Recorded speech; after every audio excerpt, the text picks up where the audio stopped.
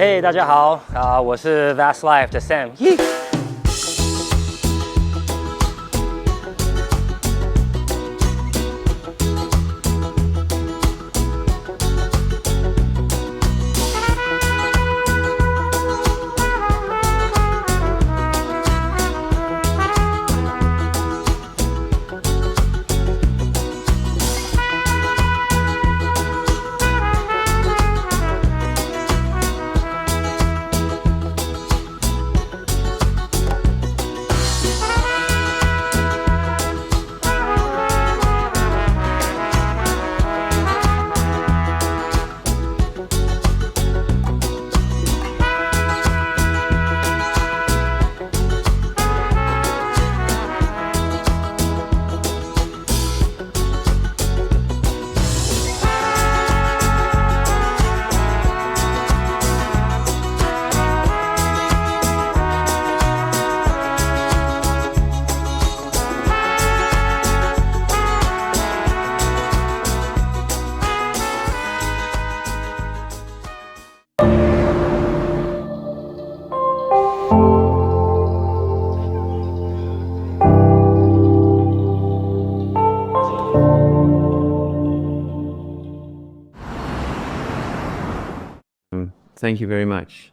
It's an absolute privilege and honor to be able to sit down with you here at the headquarters of VAST in Taipei. Yes. And personally, I have to thank you for bestowing the honor and the privilege of being able to represent and to go and meet really cool and interesting individuals around the world on behalf of VAST. And so I personally thank you for that opportunity. We've just completed a 10-year friendship tour around this beautiful island. And I can say this because I've been here for nearly a month now. Can you believe it? And what a trip, what a journey. Did you ever perceive that you'd have such a band of brothers and sisters around you over this period of time?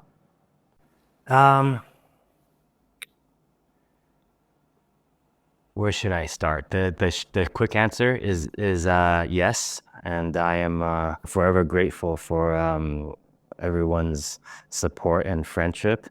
And I've really tried to build the brand this way, that to have everybody be included, and VAST is like a vessel that can bring anyone and welcomes anyone.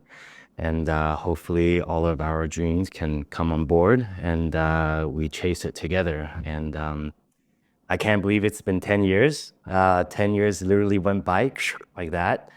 But yeah, grateful, happy, stoked. Yeah.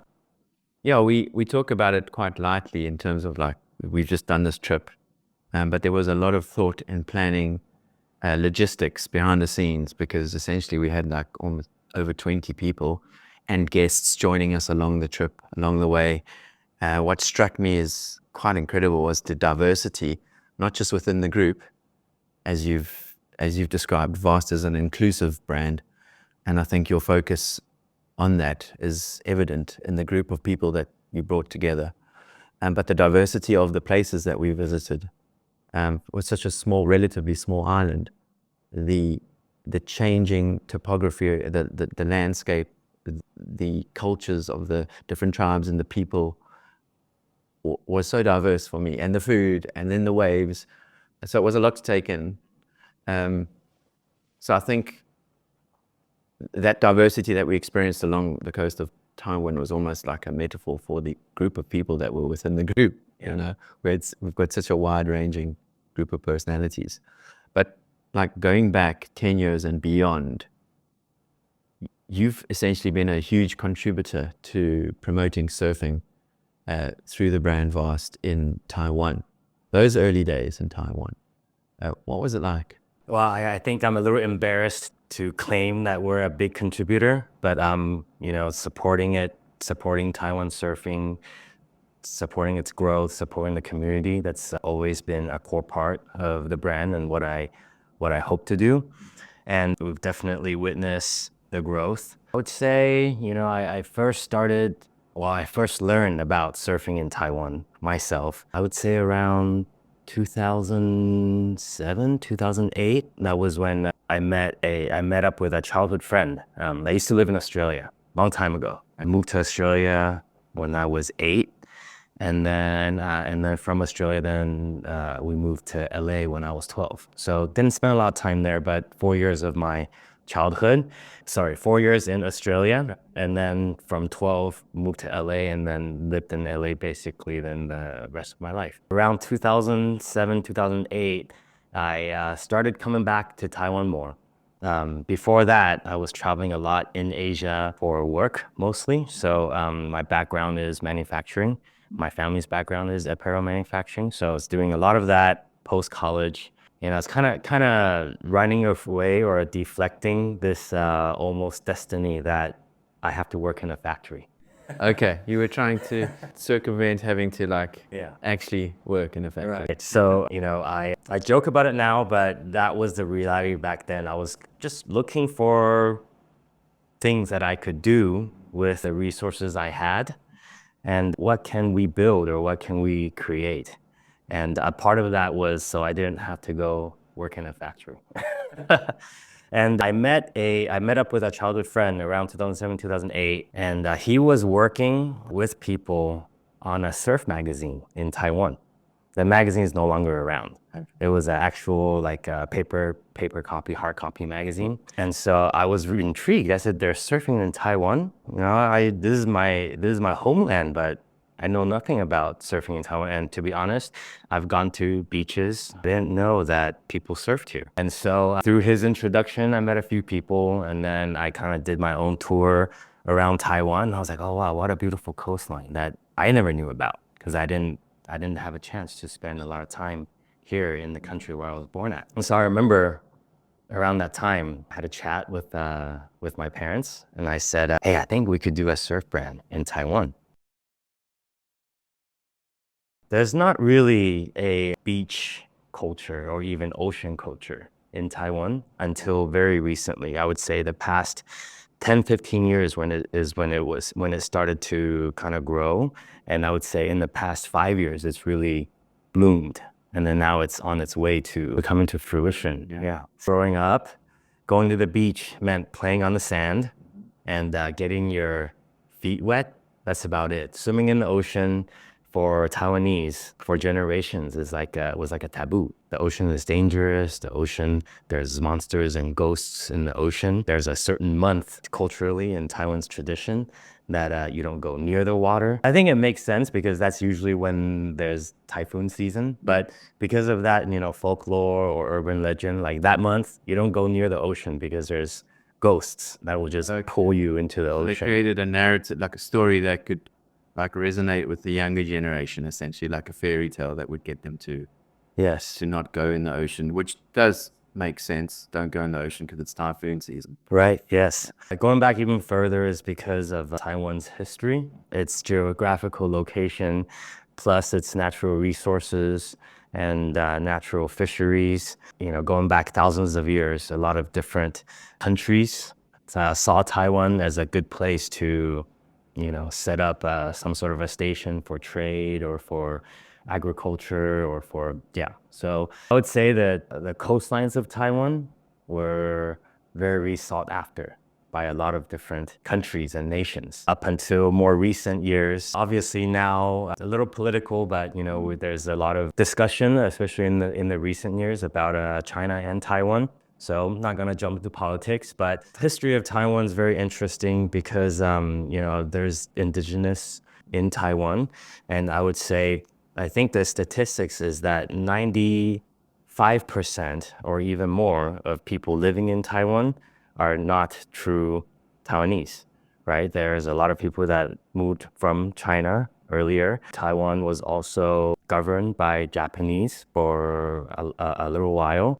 We declared our independence not too long ago, a little over 100 years ago. Throughout all this, the coastlines of Taiwan was always very almost controlled or tightly governed because of that, military reasons or so many reasons. So it wasn't until very recently that we started developing our beach culture, our ocean culture. There's a joke that we say in Taiwan, funny but not funny. We don't have an ocean culture, we only have a seafood culture.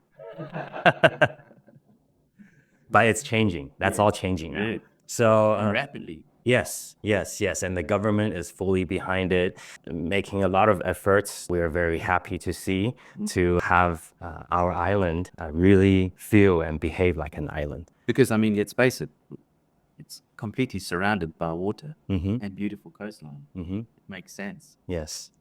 Yeah. So, 2008, 2007, I went to my parents and I say, hey, I think there's this, we can do something. We should do something. And the world, well, not just the world, first, people in Taiwan, Taiwanese people should realize that we have this beautiful coastline and we have great waves. From there, we need to let the world know.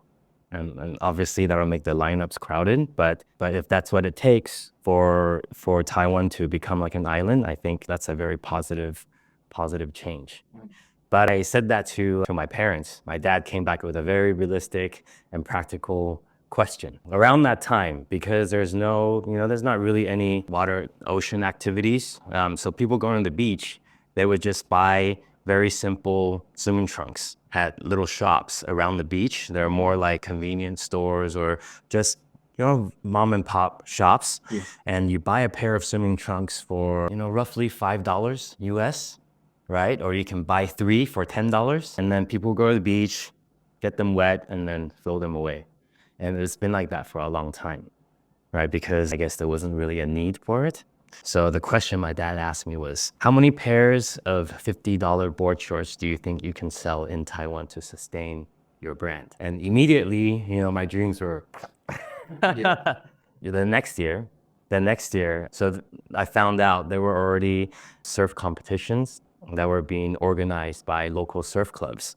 Just fun for their members, nothing was very official, but yeah, just fun activities for the surf members and for the different clubs to be able to interact with each other, just a very small community. Then the next year, Quicksilver announced that they were going to hold the very first international surf contest in Taiwan, right? They were going to join with one of these surf clubs and do a surf contest. And I saw the news article immediately. I took it to my dad and I said, look, Quicksilver sees the potential. Why don't we see the potential? Then that very same year, the world went through a big economic crash. So all started from the financial sector and then real estate, and then the US tanked, and then the world followed, and Quicksilver pulled out.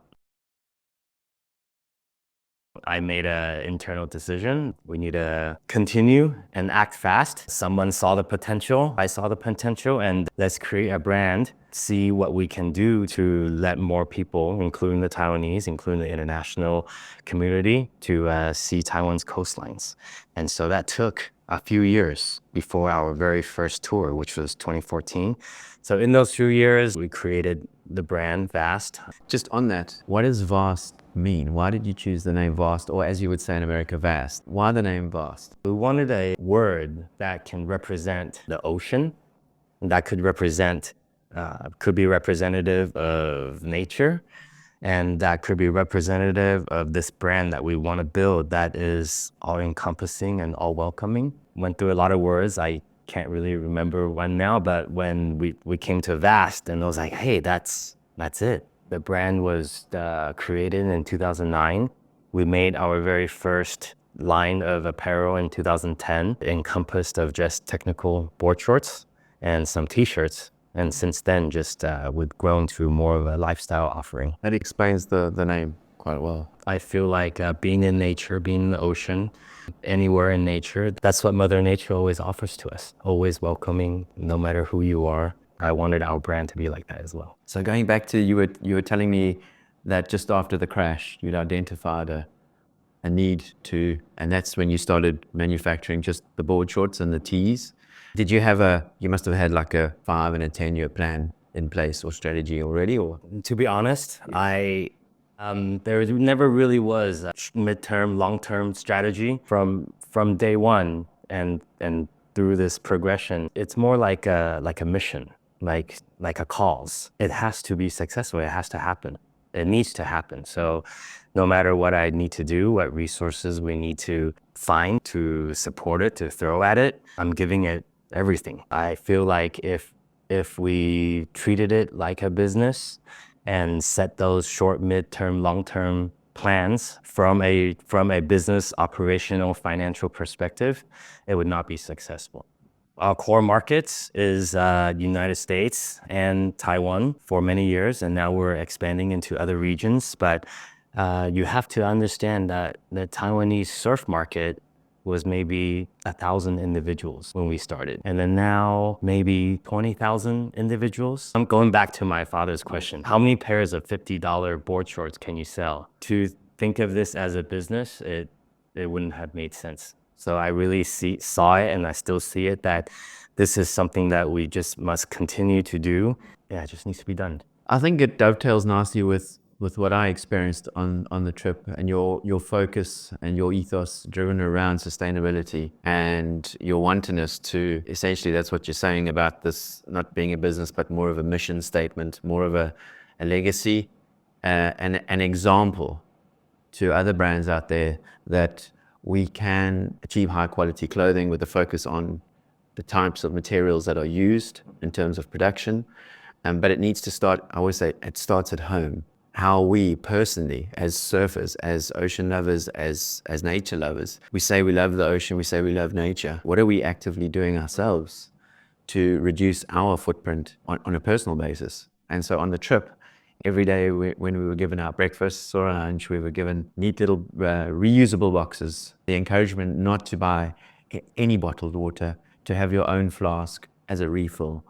The devil is in the detail, and those small little collective efforts to reduce our footprint as a group of 20 odd people. One could probably at the end of the trip fill the back of a truck with the waste we would have if we'd have just gone about it without thought. Yeah. Vast attention to detail in terms of the brand's endeavor to encourage sustainable living. Would you like to talk more about your feelings and your convictions behind that? I would like to share a story from a part of my life that I feel was a changing moment or a defining moment. This way of living and thinking sustainably and wanting to leave future generations not a healthier planet, at least one that's not worse off through our way of living and our consuming. Around the same time when I was starting to think about what type of brand that I wanted to create, and the reasons for creating the brand. And I was around 27, 28, as I mentioned. My really close friend, his name is Alan. Around that same time, he was diagnosed with cancer. He discovered it very suddenly, really no onset of symptoms or discomfort.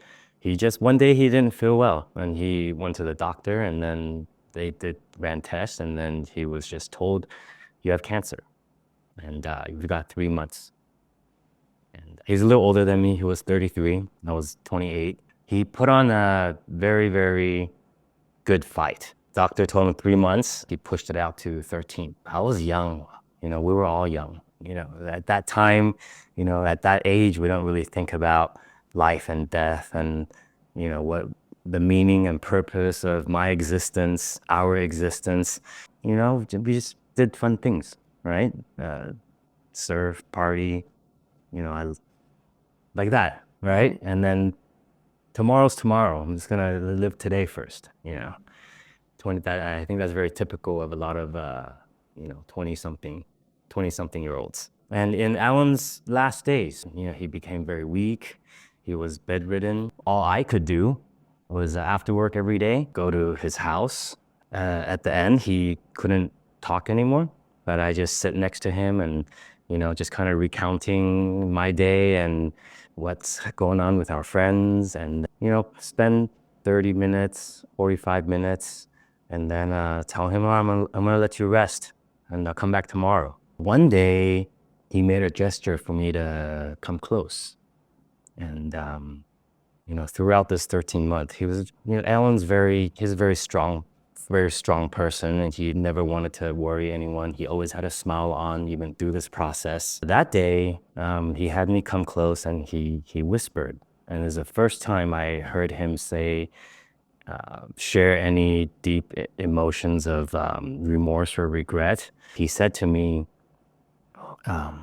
Sam, why me? I'm not ready to die yet. There's so much more I want to do. At that moment, it didn't really hit home. But those words, reverbed in my head for days to come. And, a week later, Alan passed away. Then we had his funeral services. It didn't really hit home, probably months later, but I kept thinking, Alan's words kept repeating in my brain, in my head. And the conclusion I drew at that young age was, when it's my time, I really hope that I've done everything I wanted to do. And then the next question came, what do I want to do?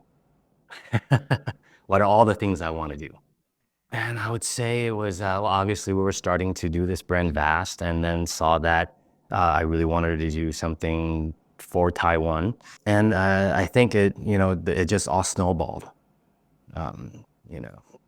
for Taiwan, or for myself, for my family, for Taiwan, for the world, for the next generation. I think everything just kind of accumulated. There was this time in my life, it was pretty dark.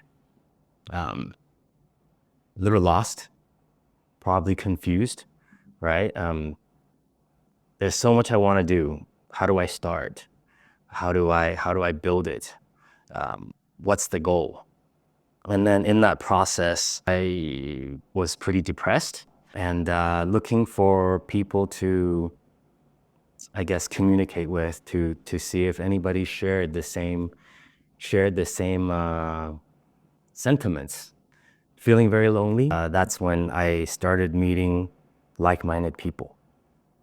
A lot of people that are on the Vast team, Vast family now, and through our interactions, then realizing that, hey, there are other people that think the same, believe the same, that through what we do, and so diverse.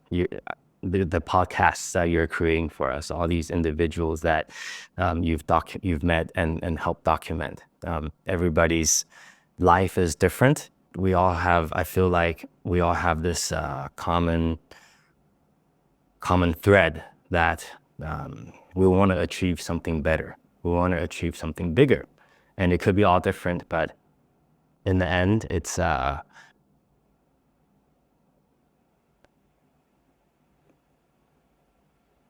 wanting to leave something behind better for the generations after us. Yes, and that sounds very vague and sounds very conceptual, but that's my life experience, I guess. Yeah. All the members that I've come into contact with on the team, it's almost like you through your own life experience. We talk about this, surrounding ourselves. As we get older, we kind of learn how to surround ourselves with people that we want to be surrounded by, and that share, as you say, a commonality. But the commonality lies within the wantonness to be a better person, and in doing so, focusing on the same sort of ethos that Vast represents, in terms of let's create something cool, but then let's also make a difference for the next generation. Through everything that we do in the making of our clothes, in the promotion of the clothes, obviously as a surf brand and as surfers, we'll be going to the ocean a lot. We'll be doing surf tours, we'll be traveling. And at the same time here in Taiwan, and I hope soon in other places of the world, we do a lot of events and activities. Some directly contributing back to the environment, like cleanups and educations during the cleanups. Some that's connected directly to the community, like events and trying to bring more people into surfing, inclusivity. So adaptive surfing, surfing with kids, surfing with just different communities and groups of people. But in everything that we do, sustainability is the foundation. We didn't always use the term sustainability, and I understand that now this is sustainability is a almost sounds cliche now because everybody says it, every brand says it, and we use that term now because it's understood by everyone. Since day one, this has been our focus in everything that we do. How do we do it in a way that's not hurtful to the environment or to the community? We want to be contributors and not takers. So with that mindset, that's how we make our clothes. That's how we conduct our activities, even our office here. This is this new office that we just moved into earlier this year. All the building materials, the furniture, including the air quality in here, the lighting, everything is about taking care of people and taking care of the environment. So low impact, I think, is the buzzword. There you go. Low impact. So in terms of the fabrics and digging down into the technical side of it, there's a lot of apparel and lifestyle brands that produce clothing. What sets Vast apart, do you feel? As I mentioned, I come from, my family's from a manufacturing background. So I grew up where other kids' dads taught them how to ride bikes. My dad taught me how to tell the differences between different fabrics and look at different sewing techniques and understanding different sewing machineries. From a young age. Yeah. Yes. So my playground was the factory. For our clothes, because coming from a manufacturing background and having those standards, having the quality and of the construction, the materials, that's just fundamental. And obviously we spend a lot of time looking into choosing the best materials and using the best construction methods. For us, the icing on the cake, then we can spend a lot more thought and efforts on finding new ways of making it. And so, for example, this fabric that we're really pushing for right now called Aquaterra, this is our first truly fully circular product. We've already found partners to work with to reclaim this at the end of life and then turn it into raw material again to make another Aquaterra shirt or t-shirt. And that will be my goal for the coming years for all of our products to be able to be recycled and turned into more clothes. Recycling, reusing and recycling, this is has been talked about for decades already. And I would say every country's government is making their effort. The private sector is making their effort. Consumers as individuals are also making their effort. But there is a new way of thinking. Circularity, this has been talked about for a long time. Taking trash and turning it into something useful again, that's been talked about for a long time. So the next trend or the next push for this is it's being described as sector by sector. So what that means is for each industry and sectors within the industry to focus on its own trash. A long time now, including Aquaterra, this is made from recycled PET. This is made from recycled PET bottles, to be specific, so plastic bottles. So what sector by sector means is for the apparel industry to not focus on using recycled plastic bottles. Let the beverage industry take care of plastic bottles. Apparel industry in your sector, please focus on apparel trash, so old clothes. So for the past few years, that's what manufacturers, including ourselves, we've been focusing on. Technological breakthroughs are astounding, I would say.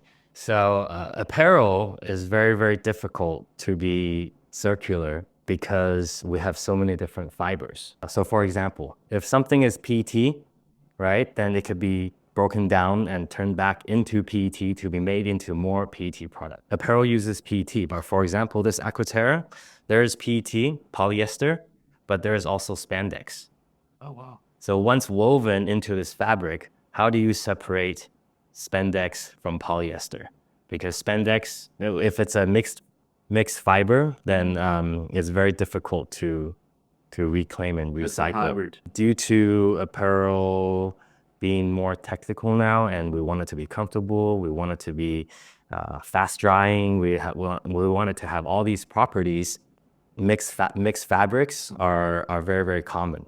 If everything was, say, 100% polyester or 100% rayon, 100% cotton, then that can be recycled. But unfortunately, the trend is for this, if it's for everything to be fused together. In the past few years, there's breakthroughs. Using methods, the yarns can be separated. So now we have two partners that we're working with, one that's US based and one that's Taiwan based, that have the technology to recycle mixed yarns. Have you had any big sort of like influences or mentors in your life? So many. There's a ancient Chinese proverb. It's 三人行必有我师, which means walking in a group of three, there must be a teacher for you. I don't know if that makes sense. Yeah. Yeah. Yes. So meaning that there's always something you can learn from someone. And I feel like that's definitely the mindset I have. I think just innately, that's just who I am, and always trying to learn from people and asking questions and listening and just absorbing, being a sponge, if you will. But someone I always turn to, one is Junjo. And I would definitely consider June as a mentor, and someone you haven't met, but is a very, very good friend of mine, and also of the brand, is my friend Gabriel Liu. Owns a dive shop who I go diving with, but we share a lot of drinks and laughs and deep talks, and he's definitely also a mentor. My father. We didn't have a lot of interactions, to be honest, when I was younger. It's just, I would say it's just culturally, it's the way it is. The father figure in a Taiwanese family, or even a Chinese family, maybe even an Asian family, the father figure is a very stoic and stern and even silent. I would say silent, not a lot of interactions, only do this, do that. Right. I guess as I turned into an adult, and he saw me as a fellow male, my father definitely sharing a lot of his experiences and ideologies, which I take to heart and practice. That's a good amount of mentors. And each represents a different type of trait or quality that you can draw from. I can relate to that. It's not just one person. It's generally it's made up of varied personalities, which again helps you round out your perception of people, and the fact that like you need different types of personalities and characters to walk as 3 or 4, or in this case 20 of us throughout Taiwan.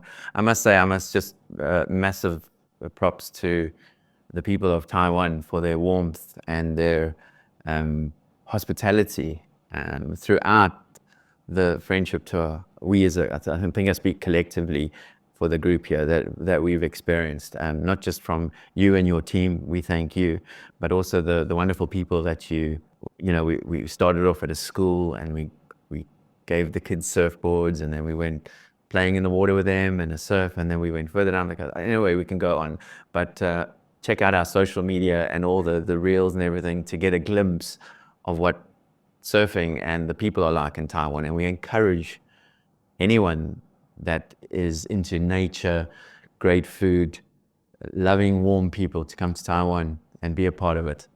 What's the future for surfing in Taiwan? What do you see in that little crystal ball of yours? Surfing in Taiwan and water activities in general, it's just going to keep growing. We're a small island, but we have it's all coastline. There's so much diversity in the type of coastline and the type of beaches and the type of waves. There's a lot of potential for it to grow. I've gone around Taiwan, like, I can't remember how many times now, gone around the island. And depending on the season, depending on the wind, depending on the swell, I'd always see new waves, right? And I bet you there's always something breaking somewhere. I believe a key factor to assist in its growing is just exposure, letting more people know about what Taiwan has to offer. I would love for more people to come visit, and access to, I would say right now it's a little difficult to access the coastline unless you have a car. Renting a car in Taiwan is not hard, but as you experience personally, driving down the coastline, some of it is a little sketchy, and navigating the traffic in the cities is you have to get used to it. Personally, I don't enjoy driving in the cities. I love driving when we get to the countryside, beautiful.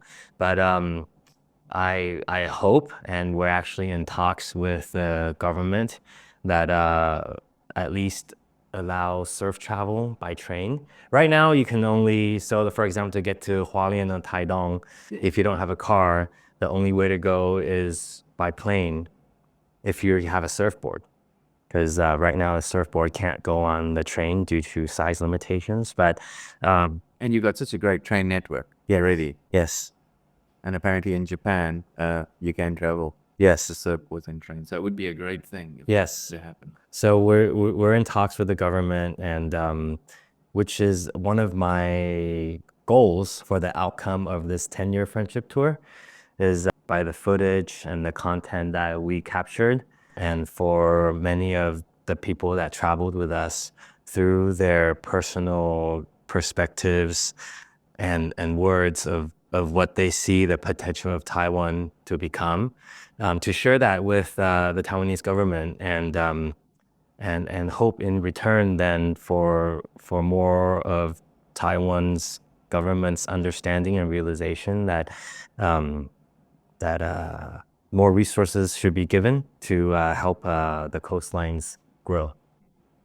Well, I've said it before, but I think that you are a considerable contributor to trying to promote surfing in Taiwan. And the very fact that you're making an effort, even on the trip, you broke away, met with some of the local governmental people. Is that correct? Yes. In saying so?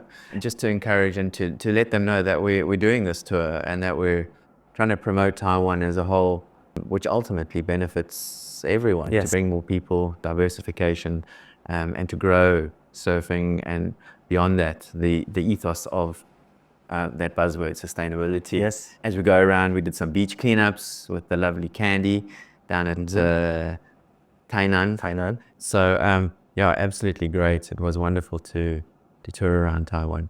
Extremely looking forward to our time together for this episode. When I could, I thought about what would I like to share with our audience. There's so much. So then can't we make this just episode 1 of the podcast with Sam? Well, I think we've scratched the surface of the iceberg. maybe we can see how, if you'd like to hear more from me, leave a comment. Yes, leave a comment down below. If we turn this into a series. Sam, it's been an absolute pleasure to be able to finally come and sit down and talk to. I know you're a man of service, and you're here to serve essentially the people of the planet with the way in which you conduct yourself and the way in which you manage. You are the man at the helm. So I'd like to say thank you very much for taking time out of your busy schedule to sit down and talk to me. The Vast Lives podcast thanks you. And I know we've just scratched the tip of the iceberg in terms of the knowledge and your conviction and ethos to what Vast is about. So hopefully we can have a longer discussion at a later stage. But thank you very much for everything and your time. Thank you.